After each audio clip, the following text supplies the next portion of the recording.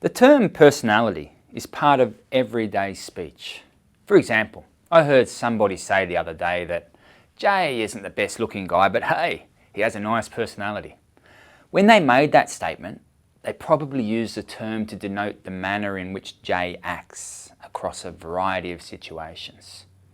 When psychologists use the term personality, they use it to describe not only an individual's reputation and the way that person acts and is known socially, but also the internal processes that create that reputation. In this section, I would like to discuss three things. First, why assess personality? Second, how personality is actually assessed, and then give you some examples of personality tests such as the NEO and the MMPI, which I'll go into in more detail. So why should we assess personality at all? Here are some areas where personality assessment is used on a regular basis. The first area is work and career. We call them vocational assessments or career counselling, and they aim to measure whether personal attributes would suit a particular work environment. They can be used to assess aspects of individual behaviour, opinions or attitudes, as well as interests, values and motivations. They can help identify your own natural preferences, and the results can then be compared to the characteristics considered to be essential for specific jobs.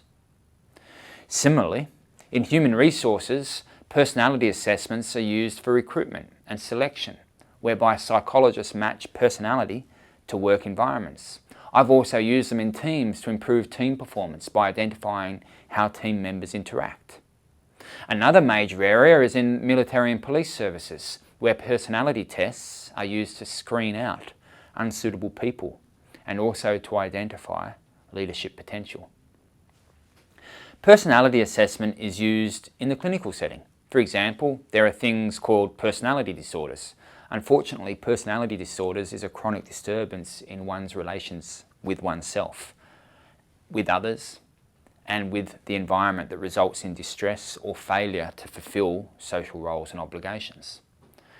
They're also used to look at the impact on therapy, for example. How agreeable a person is may impact on how a person engages in therapy. So a personality assessment prior to embarking on therapy can be very predictive for how that therapy might go. Personality testing is also used in couples or family therapy. For example, there's a concept called attachment, and there are assessments that look at attachment between family members and between couples. This can also be predictive in how one engages in therapy within a family or couple situation. So where do we find information about people's personality?